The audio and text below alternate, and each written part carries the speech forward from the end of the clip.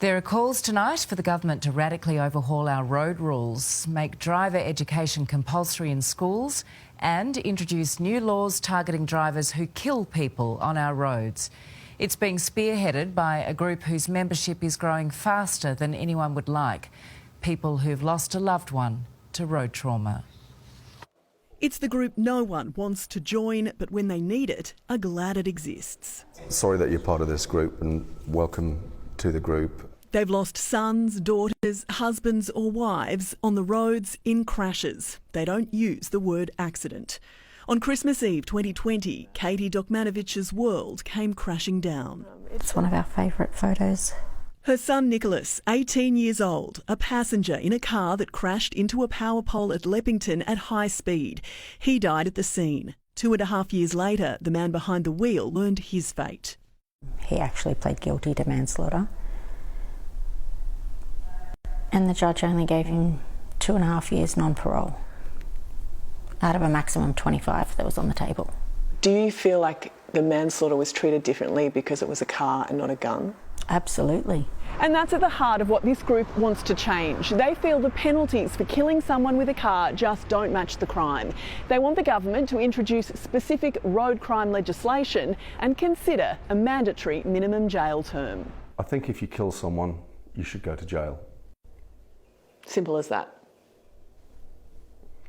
Yeah. Duncan Wakes-Miller's son Barney was a passenger in this car, driven by a 17-year-old who, by law, we can't identify. Guilty of multiple charges including dangerous driving occasioning death, his punishment, a 12-month driving ban. The judicial process let us down on every single level. A little over 3 years after Barney was killed on the Northern Beaches, another crash nearby claimed another young life. If the person who killed my son had gone to jail or been appropriately punished, then people might have made different decisions in other situations and more people might be saved. Saving young lives is what Nigel Smith now devotes his life to. Wearing the image of his son Lachlan, who was killed in a crash in southwest Sydney, he tells his story time and time again in high schools.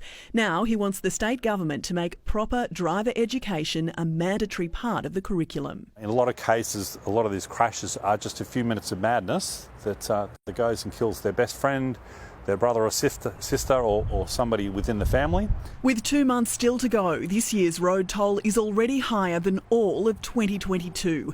The state's top traffic cop says we all have a part to play. We can't enforce our way out of this. We can't solve this through legislation.